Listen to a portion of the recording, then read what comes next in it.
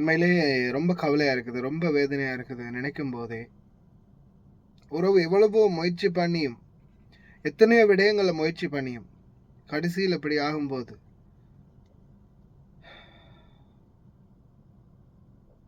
இதுதான் மனுஷனுடைய வாழ்க்கை இல்லையா? அவ்வளவுதான் வாழ்க்கை. அன்பார்ந்த உறவுகளை தயவு செய்து சிந்தியுங்க. வெளிநாடுகளுக்கு தாய் தந்தையர்களை அனுப்புற குழந்தைகள், கணவன் அனுப்பக்கூடிய மனைவி, மனைவி அனுப்பக்கூடிய கணவன், குழந்தைகள் அனுப்பக்கூடிய தாய் தந்தைகள், கொஞ்சம் சிந்திச்சு பாருங்க. உங்களுடைய குழந்தைகளுடைய உடல்நிலை என்ன? அவங்களுடைய உடல்ல இருக்கக்கூடிய பிரச்சனைகள் என்ன? அவங்களுக்கு இதனால ஏதாவது பாதிப்பு வருமா? இவங்களை நம்ம பக்கத்துல வச்சு பார்த்து கொள்ளணுமா? இல்ல வெளிநாடுகளுக்கு அனுப்புறதால எதுவும் பிரச்சனைகள் இருக்கா?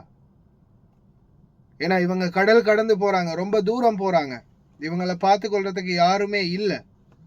இப்படி இருக்கக்கூடிய சூழல்ல ஏதாவது ஒரு இவங்களுக்கு இருக்கக்கூடிய இந்த நோயால் ஏதாவது பிரச்சனைகள் வந்தால் இவங்களை யார் அந்த இடத்துல வச்சு பார்த்துக்கிறது அப்படின்றத பற்றி தயவு செய்து சிந்திச்சு பாருங்க. ஏன்னா இன்னைக்கும் நிறைய உறவுகள் வந்து இழந்ததுக்கு பிறகுதான் தன்னுடைய வேதனைகளையும் தன்னுடைய சோகங்களையும் வெளிப்படுத்துறாங்க. இருக்கும்போது அவங்கள பற்றி சிந்திக்கல. ஒருவர் இருக்கும்போதே அவங்கள பற்றி சிந்திங்க. தயவு செய்து இக்காரணத்தை கொண்டும் உறவுகளை இழக்கிறதுக்கு முன்னாடி யோசிச்சு பாருங்க. இழந்த பிறகு அழுது புலம்பியோ தான தர்மம் பண்ணியோ எந்த ஒரு பலனும் இல்லை. ஒவ்வொரு உறவுகளும் வெளிநாடுகள் இன்னைக்கும் ஒவ்வொரு ரீதியான கஷ்டங்களை பட்டுக்கிட்டே தான் இருக்கிறாங்க. ஆனா நிறைய பேருக்கு வந்து இதனுடைய தாக்கம் வந்து இன்னமும் தெரியல. ஏன்னா பணம். ஏன்னா வெளிநாட்டுல வேலை பார்க்கிறவங்களும் அந்த மாதிரி தான். பணம் பணம்னு அவங்க கேட்குற நேரமெல்லாம் பணத்தை மட்டுமே அனுப்பி அவங்கள பணத்துக்கே அடிமை ஆக்கிட்டாங்க. அவங்கள வந்து பணத்துக்கே அடிமை ஆக்கிட்டாங்க. அவங்களுக்கு உணர்வுகளோ உறவுகளை பற்றியோ சிந்தனையை இல்லாம ஆக்கினதே ஒரு சிலர், இந்த வெளிநாடுகளில் வாழக்கூடிய நீங்க தான். ஏன்னா நீங்களும் அவங்கள பற்றி சிந்திக்கிறது இல்லை, அவங்களும் உங்களை பற்றி சிந்திக்கிறது இல்லை. பணம் பணம் பணம் பணம் மாறுது, அவ்வளவுதான்.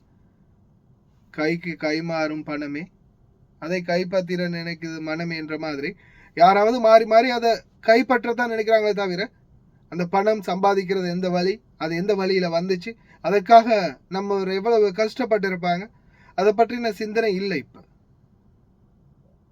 அது மொத்தமும் போயிடுச்சு. தயவு செய்து சிந்தித்து செயல்படுங்க. இந்த நாட்டில் உழைக்கிற ஒவ்வொருத்தரும், ஏன் ஏசி ரூம்ல இருந்து கிருகிற கதிரையில இருந்தாலும் சும்மா ஏதோ இருக்கல.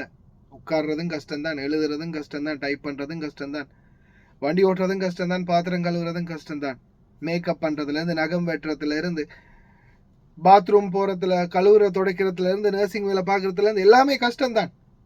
அதிகமா சம்பளம் கிடைச்சாலும் அதுக்கேற்ற கஷ்டம் படுறாங்க ஒவ்வொருத்தரும்.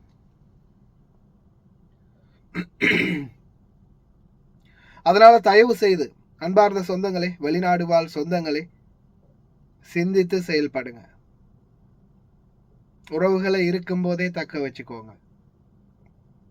அதே போல இந்த மாதிரியான சூழல்கள் வர்றதுக்கு முன்னாடி உங்களுடைய நோய் நொடிகள் ஏதாவது இருந்தா ஒண்ணு முடிந்த வரைக்கும் சரியான முறையில் எங்கெங்க செக் பண்ணணுமோ எல்லா இடங்களுக்கும் போய் செக் பண்ணுங்க. பிரைவேட்டா செக் பண்ணுங்க, கவர்மெண்ட் ஹாஸ்பிட்டலில் செக் பண்ணுங்க. ஏன்னா நீங்க உங்களுடைய உடல் ஆரோக்கியமா வச்சுக்கிறதுக்காக நீங்க கட்டாயம் எல்லா விதிமுறைகளையும் வழிமுறைகளையும் பின்பற்றித்தான் ஆகணும்.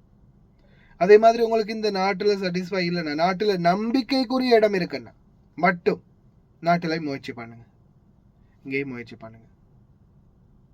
எல்லாம் வல்ல இறைவன் அனைவரையும் பாதுகாக்கட்டும். தயவு செய்து ரொம்ப கவனமாயிருங்க.